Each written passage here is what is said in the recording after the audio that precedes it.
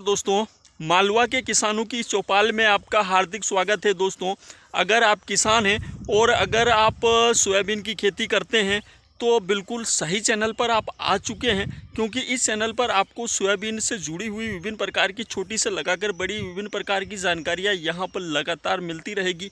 तो आप पहले हमारे चैनल को सब्सक्राइब कर दीजिए ताकि हमारे चैनल का जो नोटिफिकेशन है वो आपको मिलता रहे और हमारा जो वीडियो है वो आपको आपके मोबाइल की होम स्क्रीन पर मिलता रहे। तो पहले आप हमारे चैनल को सब्सक्राइब कर दीजिए, उसके बाद करते हैं दोस्तों वीडियो की शुरुआत। दोस्तों, अगर आप सोयाबीन की खेती करते हैं तो आपकी सोयाबीन खतरे में है, दुश्मन हमला करने को तैयार है या कर चुका है, तो आप भी बंदूक उठा लो, आप भी अपने दुश्मन को मुंह तोड़ जवाब दो। और अगर आपने अपने दुश्मन को अगर थोड़ा सा भी या इतना सा भी अगर मौका दे दिया तो सोयाबीनों की ये हालत होगी। दोस्तों, ये जो कीट हैं, छोटे छोटे विभिन्न प्रकार के कीट हैं, ये हम किसानों के सबसे बड़े दुश्मन हैं। जिस प्रकार से हमारे सैनिक भाई बॉर्डर पर बंदूकों से लड़ते हैं, आतंकवादियों से बंदूकें लेकर लड़ते हैं, उसी प्रकार से हम किसान भी इन कीटों से लड़ रहे हैं। और ये कीट हम किसानों के सबसे बड़े दुश्मन हैं, हमारी फसलों को खाए जा रहे हैं, चौपट करे जा रहे हैं, ये हालतें किए जा रहे हैं। इस प्लाट को देखकर मेरा दिमाग बना गया है कि क्या हालत हो गई है प्लाट की। और जो लोग मेरे से बहुत सवाल जवाब कर रहे थे और बहुत उल्टा सीधा बोल रहे थे, एक वीडियो में जब मैंने दवाइयों का वीडियो डाला था, आप खेतों की हालतें देखिए, इस प्रकार की हालतें हो रही है। अगर आप अच्छी दवाइयों का इस्तेमाल नहीं करेंगे तो ये हालतें होंगी। अब इसमें भी अच्छी दवाइयाँ दी गई है, सब कुछ दिया गया है। मैंने किसानों को बताया था, जो मेरे रेगुलर मेरे वीडियो देखते हैं सभी जानते हैं, मैंने प्राइक्सर फंगिसाइड आप लोगों को बताया था कि आप टाइम से प्राइक्सर फंगिसाइड दे लेना, क्योंकि सबसे बेस्ट सबसे अच्छा काम करता है। और उसके अलावा दोस्तों, मैंने अच्छे कीटों का बताया था कि जिनसे सब प्रकार के कीट ख़त्म हो जाए, लेकिन लोगों ने बहुत उटपटांग कमेंट करे थे। आपका भी कहना सही है, हालांकि मैंने जो वीडियो बनाया था उसमें थोड़ा सा कन्फ्यूज़न हो गया था, मैंने सारी चीज़ें स्पष्ट नहीं की थी। तो ठीक है, वो जो भी है मैटर। पर आज देखिए आप सोयाबीनों की हालत, ये मेरा नहीं है, मैं एक प्लाट में आया हूँ, मिलने वालों का हमारे ही। आज ही मैं गूगल पे सर्च कर रहा था तो हमारे इंदौर कृषि विज्ञान केंद्र वालों ने एडवाइजरी जारी करी है। अब वो आज की है, कल की है, फिर मेरे को गूगल पे आज ही पढ़ने को मिला है। उन्होंने फील्ड में निरीक्षण किया तो उन्होंने भी पाया कि इस समय सोयाबीनों में जो पीला मोजक रोग है, ये पानी की कमी की वजह से ज़्यादा हुआ है। तो पीला मोजक रोग बहुत भयंकर गति से फैल रहा है। ये विशेष रूप से 95-60 सोयाबीन, ये RVS, इस प्लाट में RVS 18 लगी है, तो RVS 18 और ये ब्लैक बोल्ड 1050 और भी बहुत सारी वैरायटियों में ये रोग चल रहा है और बहुत गति से चल रहा है। अब इसके बहुत सारे कारण हो सकते हैं दोस्तों।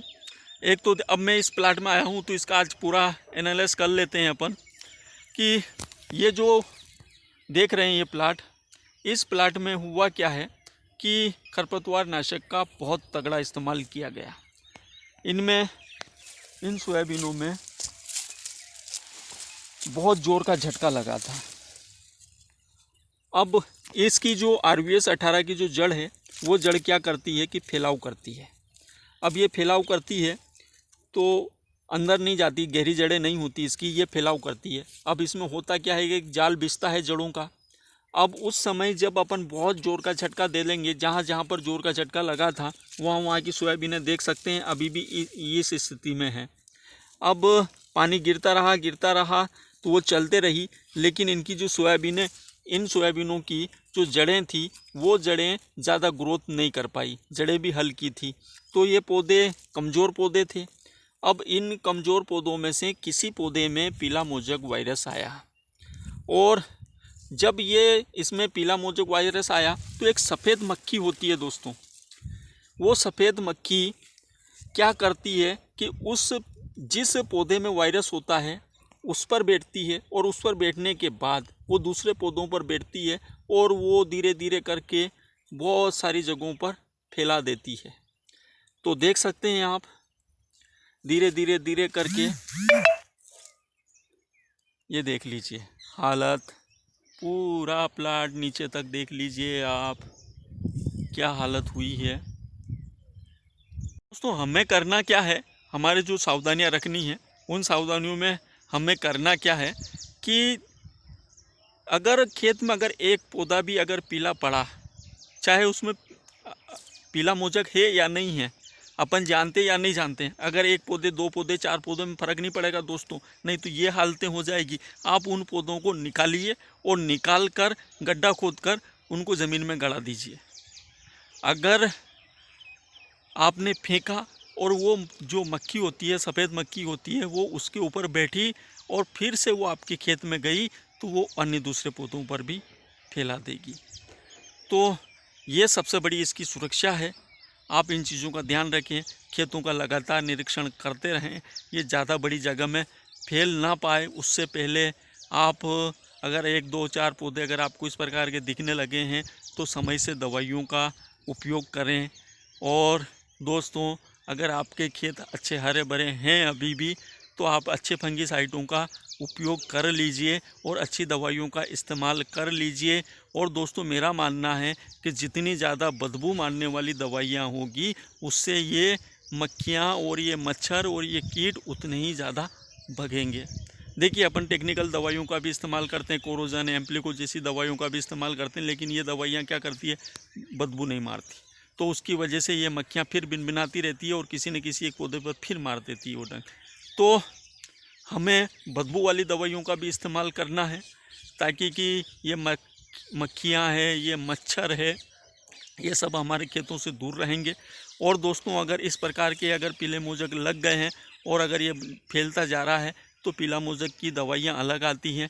आप इसके लिए, पीला मोजक के लिए हमारे जो कृषि सलाहकारों ने गूगल पर बहुत सारी प्रकार मतलब अच्छी दवाइयाँ डाल रखी है, आप गूगल कर लीजिए, पीला मोजक के लिए दवाइयाँ ना लिख कर सर्च कर लीजिए, दवाइयाँ आ जाएगी, उन दवाइयों का आप उपयोग कीजिए।